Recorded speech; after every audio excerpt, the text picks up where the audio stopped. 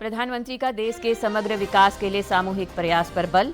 बेंगलुरु में कहा, पर्यावरण की रक्षा, जल और बिजली संरक्षण आर्ट ऑफ लिविंग। ग्रामीण विकास मंत्री ने गोड्डा में कई सड़कों की रखी आधारशिला। बिजली पानी के मुद्दे पर भाजपा का चरणबद्ध आंदोलन, कल 3 जिलों में प्रदर्शन।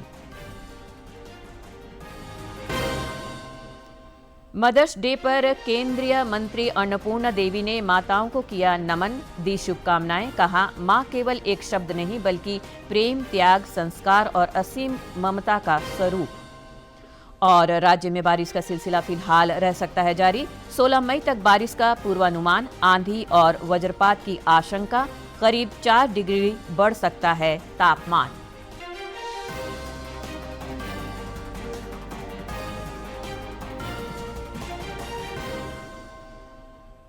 नमस्कार, खबरें झारखंड में आपका स्वागत है। मैं हूं रोज उरांव और अब समाचार विस्तार से। प्रधानमंत्री नरेंद्र मोदी बेंगलुरु में द आर्ट ऑफ लिविंग के 45वें वर्षगांठ समारोह में भी शामिल हुए। उन्होंने परिसर में स्थित ध्यान मंदिर और 9 सेवा प्रकल्पों का लोकार्पण किया। श्री मोदी ने परिसर में मौजूद मंदिरों में पूजा अर्चना कर मंगल कामना भी की। इस मौके पर संस्था के संस्थापक श्री रविशंकर भी मौजूद रहे। इस दौरान अपने संबोधन में प्रधानमंत्री ने देश के समग्र विकास के लिए सामूहिक प्रयास पर बल दिया। उन्होंने कहा कि पर्यावरण की रक्षा, जल और बिजली का संरक्षण आर्ट ऑफ लिविंग है। श्री मोदी ने कहा कि प्रकृति के साथ संतुलन बनाकर जीवन शैली अपनाने की जरूरत है।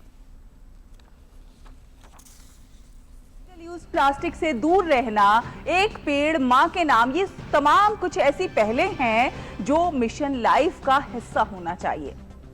प्रधानमंत्री ने कहा कि देश तभी विकसित होगा जब लोग राष्ट्र निर्माण के लिए अपने अपने तौर पर योगदान करेंगे। विकसित भारत का निर्माण ऐसे युवाओं से ही होगा जो युवा मानसिक रूप से शांत हो, जो सामाजिक रूप से जिम्मेदार हो और जो समाज के प्रति संवेदनशील हो। इसलिए स्पिरिचुअल वेलबींग, मेंटल हेल्थ, योग, मेडिटेशन, इस पर काम करने वाली आपकी ये महत्वपूर्ण गतिविधि और इस प्रकार से काम करने वाली अन्य संस्थाएं भी, इन सब की भूमिका बहुत बहुत अहम है।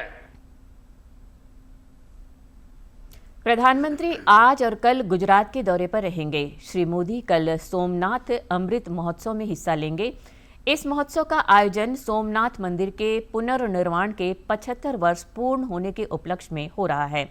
प्रधानमंत्री गुजरात में अन्य कई कार्यक्रमों में भी शामिल होंगे। प्रधानमंत्री नरेंद्र मोदी आज और कल गुजरात दौरे पर भी रहने वाले हैं। प्रधानमंत्री आज रात को जामनगर पहुंचेंगे और कल सुबह भारत के 12 ज्योतिर्लिंगों में से एक और भारत की अटूट आस्था और सभ्यतागत विरासत के प्रतीक पवित्र सोमनाथ मंदिर में सोमनाथ अमृत महोत्सव में भाग लेने वाले हैं। सोमनाथ अमृत महोत्सव पुनर्निर्मित मंदिर के उद्घाटन के 75 वर्ष पूरे होने के उपलक्ष्य में मनाया जा रहा है। प्रधानमंत्री कई शुभ धार्मिक और सांस्कृतिक कार्यक्रमों में भाग लेंगे।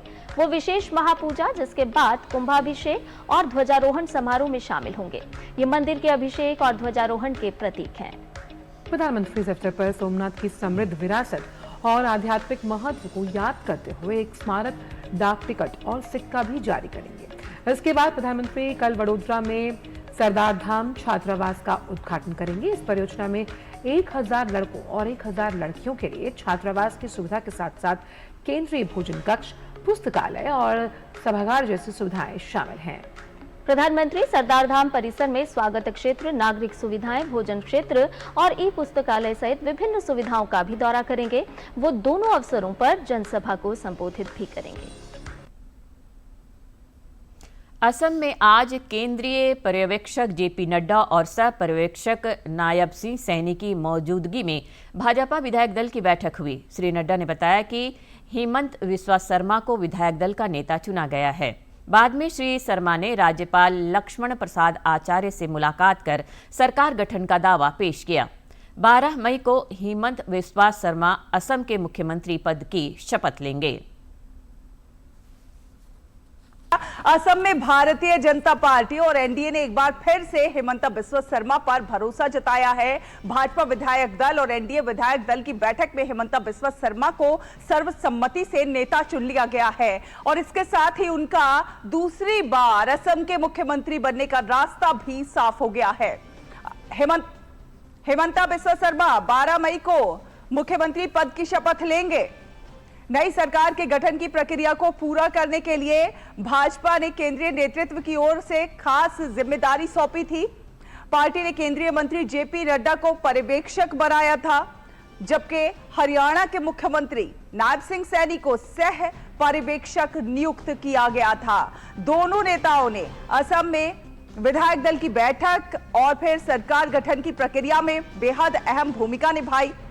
आपको बता दें कि सत्ताधारी एनडीए लगातार तीसरी बार यहां पर सत्ता में लौटी है, अपनी हैट्रिक लगाई है। उसने राज्य की 126 विधानसभा सीटों में से 102 सीटें जीती हैं, जिनमें भाजपा ने 82 सीटें और उसके सहयोगी दलों यानी कि बोडोलैंड पीपुल्स फ्रंट बीपीएफ। और चलिए आपको लेकर चलते हैं, सुनते हैं इस समय जेपी नड्डा क्या कह रहे हैं।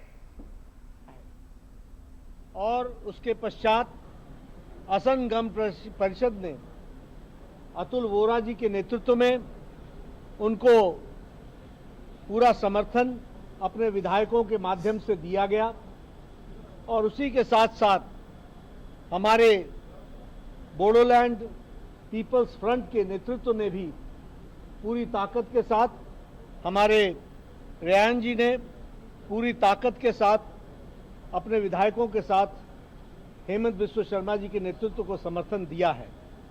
इस प्रकार से 102 विधायकों का समर्थन लेकर आज हम हेमंत जी के नेतृत्व में हमारे अपने जो सहपर्यवेक्षक हैं हरियाणा के जुझारू और लोकप्रिय मुख्यमंत्री नायब सिंह सैनी जी, उनके साथ आज राज्यपाल महोदय जी को हम लोगों ने 102 विधायकों का समर्थन हेमंत बिस्वा शर्मा जी के नेतृत्व में उसको आज राज्यपाल जी के समक्ष रखा है।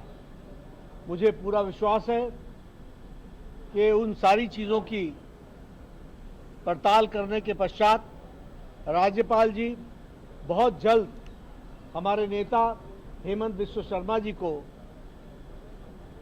अगली सरकार बनाने के लिए आमंत्रित करेंगे और उस क्रम में आगे चलकर उसका जिसको कहते हैं कि शपथ ग्रहण समारोह होगा, जिसमें आदरणीय प्रधानमंत्री जी, आदरणीय रक्षा मंत्री जी, आदरणीय गृह मंत्री जी, केंद्रीय मंत्री और हमारे पार्टी के जुझारू और नवनिर्वाचित अध्यक्ष सम्माननीय नितिन नवीन जी उपस्थित रहेंगे और इस कार्यक्रम के माध्यम से आगे चलकर अगले 5 वर्षों के लिए असम की जनता को भारतीय जनता पार्टी एनडीए की सरकार समर्पित भाव से मोदी जी के नेतृत्व में कार्य करेगी और हेमंत बिस्वा शर्मा जी उसको धरती पर असम की जनता के लिए पूरी ताकत से लगाएंगे। धन्यवाद।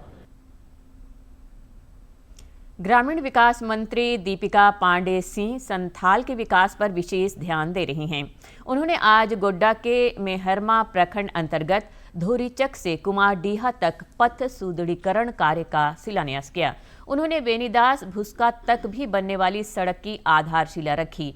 मौके पर बड़ी संख्या में स्थानीय लोग मौजूद रहे। ग्रामीण विकास मंत्री ने इस दौरान जन समस्याएं भी सुनी और समाधान का भरोसा दिलाया।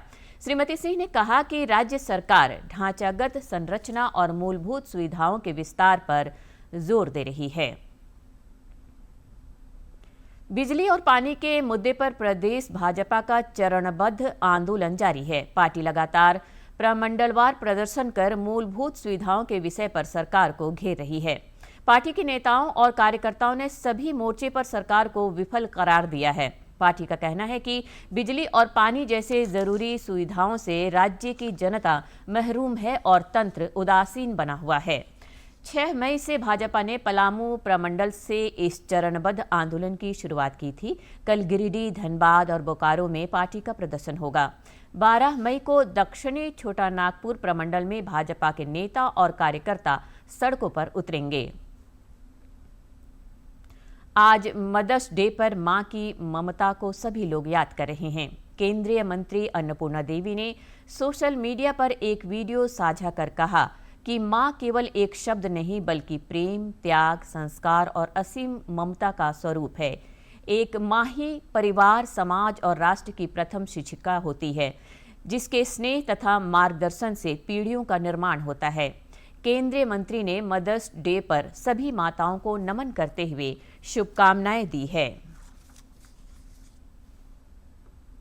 आज मदर्स डे के अवसर पर कोडरमा की एक ऐसी मां से आपको रूबरू कराते हैं जो सड़क दुर्घटना में अपने जवान बेटे को खोने के बाद हजारों बच्चों को शिक्षित, संस्कारी और बेहतर इंसान बनाने में जुटी हैं।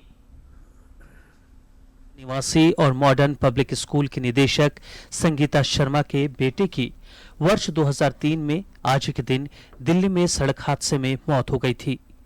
जवान बेटे को खोने का दर्द किसी भी मां को भीतर से तोड़ कर रख देता है, लेकिन संगीता ने गम से टूटने के बजाय दूसरे बच्चों की जिंदगी संवारने का संकल्प लिया और अपने गम को सेवा और शक्ति में तब्दील कर दिया। आज वो हजारों बच्चों की मुस्कान में अपने बेटे की यादें तलाशने की कोशिश करती हैं।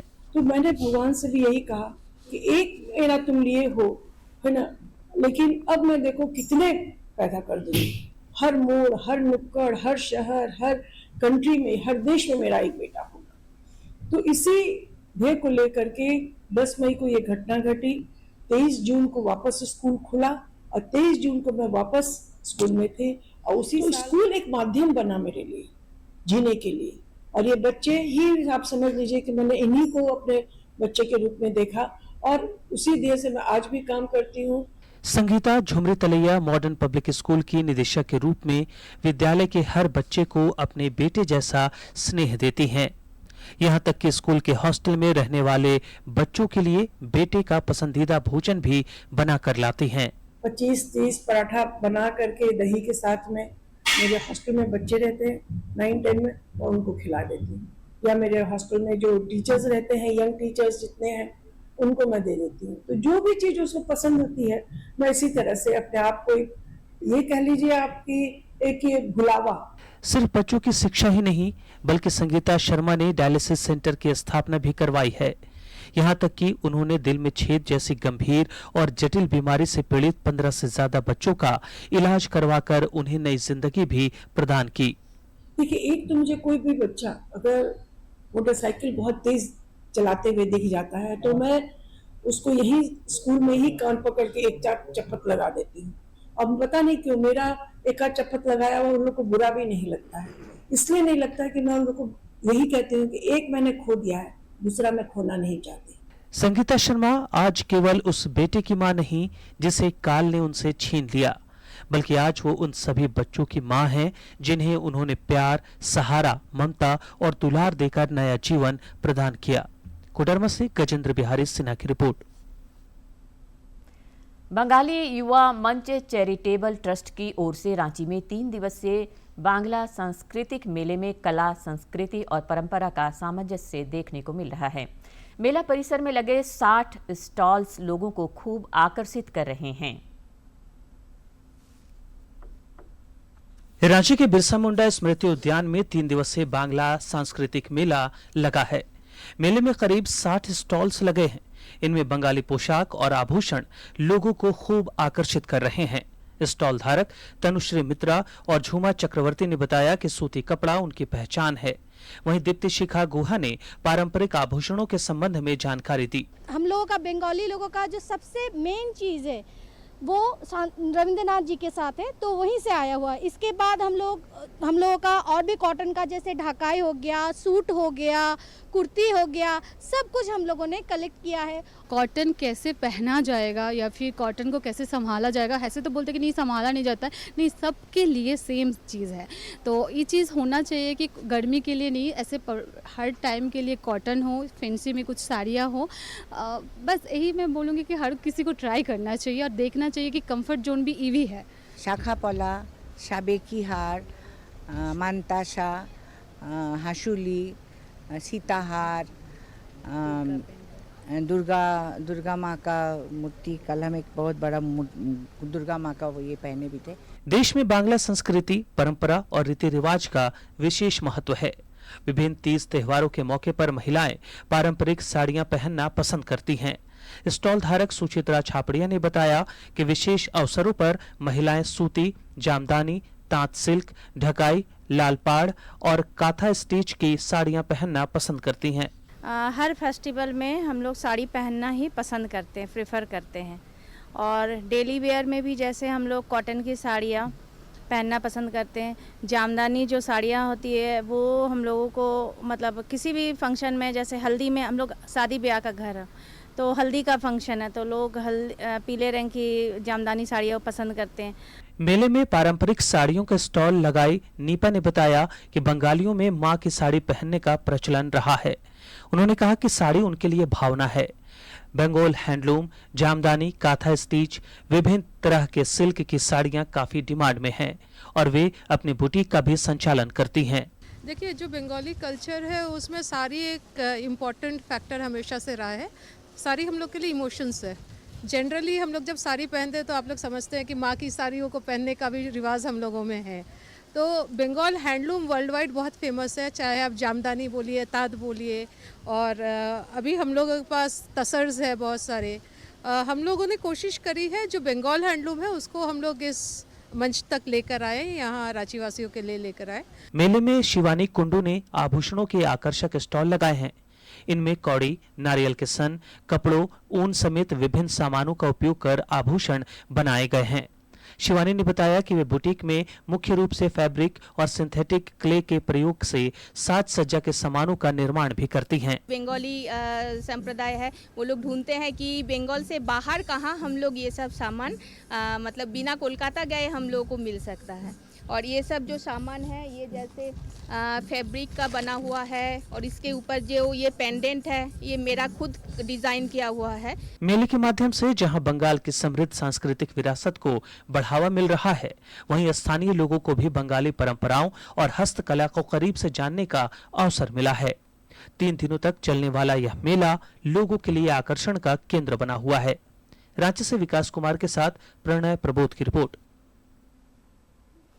राज्य भर में मादक पदार्थों के तस्करों के खिलाफ पुलिस का अभियान जारी है। इस क्रम में पुलिस को खूंटी में भी सफलता मिली है। यहां पुलिस को चकमा देने के लिए ट्रक के ऊपर मवेशी का चारा और नीचे मादक पदार्थ डोडा रखकर तस्करी की जा रही थी।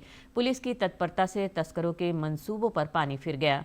कोलेबिरा स्टेट हाईवे पर पुलिस ने रनिया थाना क्षेत्र अंतर्गत भालूटोली गांव के नजदीक इस डोडा लदे ट्रक को जब्त किया है। तोरपा के एसडीपीओ क्रिस्टोफर किरकिट्टा ने बताया कि गुप्त सूचना पर पुलिस को यह सफलता मिली। करीब 3-4 बजे एक ट्रक निकल रही थी तो थाना प्रभारी और अन्य की सूचना से एक ट्रक पकड़ाया है। उसमें डोडा और कुछ भूसी है जो गाय के लिए दिया जाता है, उसे ले जा रहा था और यूपी का एड्रेस दिखा रहा है ट्रक का। गढ़वा में पुलिस को अपराधियों के खिलाफ सफलता हाथ लगी है। गढ़वा थाना क्षेत्र से पुलिस ने 7 अपराधियों को गिरफ्तार किया है। इनके पास से 4 देसी कट्टा, कारतूस, मोबाइल और 2 पहिया वाहन बरामद किए गए हैं। ये अपराधी किसी वारदात को अंजाम देने की फिराक में थे। इसी क्रम में ये पुलिस के हत्थे चढ़ गए। खूंटी में लकड़ी तस्करों की सक्रियता बढ़ गई है। पुलिस ने गुप्त सूचना के आधार पर अवैध लकड़ी समेत पिकअप वैन को जब्त किया है। जिले के पुलिस अधीक्षक ऋषभ गर्ग ने बताया कि तपकरा थाना अंतर्गत अवैध रूप से जंगल की लकड़ी ले जा रही वैन को जब्त किया गया है। उन्होंने बताया कि यह वैन लोहाजिमी से कॉलेट की ओर जा रहा था। पुलिस ने पीछा कर इस वाहन को रुकने पर मजबूर किया। उस क्रम में एक वाहन को वहां पे संदिग्ध तरीके से आते हुए देखा गया। जब उसके वाहन को रुकने का इशारा किया गया तो वो वाहन तेजी से लेकर भागने लगा। गश्ती पार्टी के द्वारा उसको जाके जब इंटरसेप्ट किया गया तो उसके डाला को रुकवा करके खुलवाया गया और उसमें देखा गया कि लकड़ी का अवैध रूप से काफ़ी ज़्यादा संख्या में वो काट करके लेके जा रहा था और फिर वहाँ पे उसके ऊपर कानूनी कार्रवाई की गई। लकड़ी को जब्त किया गया और जो व्यक्ति इसमें संलिप्त था, जो ड्राइवर के रूप में गाड़ी भी चला रहा था, उसको भी हिरासत में लिया गया। 25 पीस लकड़ी है जिसका कि साइज़ है 7 फीट लंबी है ये लकड़ी और मोटाई करीब इनकी 4 इंच है। अनुमानित बाजार मूल्य जो है इस लकड़ी का लगभग 50,000 रुपये के आसपास है। तो आपके माध्यम से हम यह भी एक संदेश देना चाहेंगे कि जो भी लोग अवैध कार्यों में संलिप्त हैं वो पूरी तरह से बाज आएं, अदरवाइज फूटी पुलिस किसी को भी बख्शेगी। हजारीबाग के बरकट्ठा में आज 2 अलग अलग सड़क दुर्घटनाओं में 2 लोगों की मौत हो गई जबकि 3 अन्य घायल हो गए। बताया जा रहा है कि एक अनियंत्रित मालवाहक वाहन पुलिया के नीचे जा गिरा जिससे चालक की मौके पर ही मौत हो गई। एक अन्य घटना में गोरहर गांव में 4 वाहनों की टक्कर हो गई जिसमें एक व्यक्ति की मौत हो गई जबकि 3 अन्य घायल हो गए। खूंटी में पुलिस ने 447 ग्राम अफीम के साथ एक तस्कर को गिरफ्तार किया है। पुलिस अधीक्षक ऋषभ गर्ग ने बताया कि चिकरू मुख्य मार्ग पर सिलादोन के पास कुछ लोग अफीम की खरीद बिक्री कर रहे थे जिसकी सूचना मिलने के बाद अनुमंडल पुलिस पदाधिकारी के नेतृत्व में छापेमारी कर इन्हें दबोचा गया। गिरफ्तार युवक के पास से बेल्ट में फंसाकर रखे गए 747 ग्राम अफीम और एक मोबाइल को पुलिस ने बरामद किया है। कुछ और भी लोग थे वहाँ पे।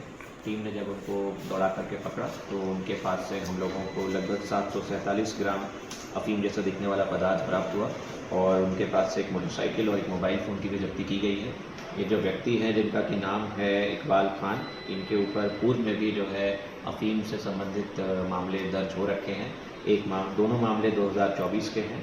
खूंटी थाना कांड संख्या 4124 और 7624। राज्य में 16 मई तक बारिश का पूर्वानुमान है। मौसम विज्ञान केंद्र के पूर्वानुमान के मुताबिक इस अवधि में राज्य के कई इलाकों में तेज हवाओं के चलने और वज्रपात की भी आशंका है। पिछले 24 घंटे के दौरान डाल्टनगंज में अधिकतम तापमान 39.4 डिग्री सेल्सियस रिकॉर्ड किया गया। फिलहाल सभी जिलों में अधिकतम और न्यूनतम तापमान सामान्य से नीचे चल रहा है। आने वाले दिनों में तापमान में करीब 4 डिग्री सेल्सियस तक की वृद्धि हो सकती है। संघाई में आयोजित तीरंदाजी विश्व कप में भारत ने स्वर्ण पदक जीता है। रांची की दीपिका कुमारी ने अंकिता और कुमकुम के साथ साझेदारी करते हुए फाइनल में एक कड़े मुकाबले में चीन को शूटआउट में 5-4 से पराजित किया। के दूसरे चरण में भारतीय महिला रिकर्व टीम ने स्वर्ण पदक जीतने में कामयाबी पाई। आज खेले गए फाइनल में भारत ने मेजबान चीन को शिकस्त दी। दीपिका कुमारी, अंकिता भकत और कुमकुम मोहोत की टीम ने नाटकीय शूट ऑफ में जीत दर्ज की। भारतीय टीम ने 5-4, 28-26 से जीत दर्ज की। अनुभवी तीरंदाज दीपिका ने दबाव के बावजूद शूट ऑफ में 9 अंक जुटाने में कामयाबी पाई और 2021 के बाद भारतीय महिला टीम ने पहली बार विश्व कप में स्वर्ण पदक जीता है। हाइपरसोनिक मिसाइल तकनीक के क्षेत्र में डीआरडीओ ने बड़ी उपलब्धि हासिल की है।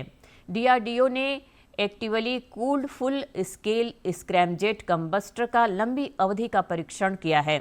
रक्षा मंत्री राजनाथ सिंह ने इस उपलब्धि पर बधाई दी है।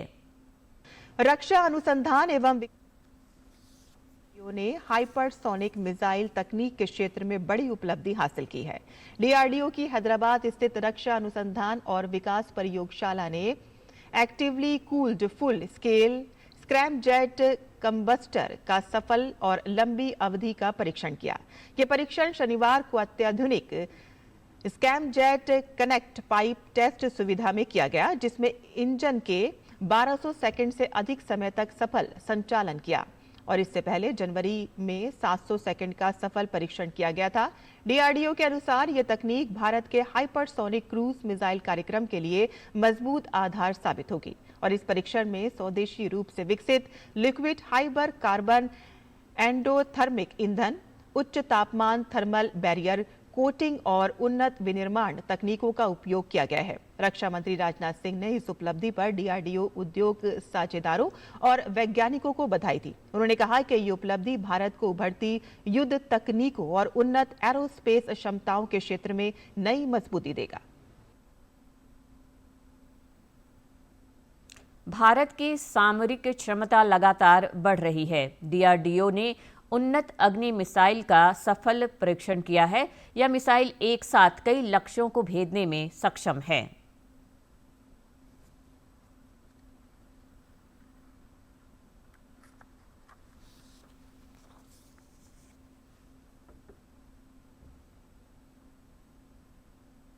भारत ने अपने सामरिक क्षमता को और मजबूत करते हुए multiple independently targeted re entry vehicle यानी कि MIRV सिस्टम से लैस उन्नत अग्नि मिसाइल का सफल परीक्षण किया। यह परीक्षण 8 मई को ओडिशा के डॉक्टर APJ अब्दुल कलाम द्वीप से किया गया। परीक्षण के दौरान मिसाइल ने हिंद महासागर क्षेत्र में फैले कई लक्ष्यों को सफलतापूर्वक निशाना बनाया। उड़ान डेटा के अनुसार मिशन के सभी उद्देश्य सफलतापूर्वक पूरे हुए। डीआरडीओ द्वारा विकसित इस मिसाइल प्रणाली के सफल परीक्षण पर रक्षा मंत्री राजनाथ सिंह ने डीआरडीओ, भारतीय सेना और उद्योग जगत की सराहना की। उन्होंने कहा कि ये परीक्षण देश की रक्षा तैयारियों को और मजबूत करेगा। अंत में मुख्य समाचार एक बार फिर।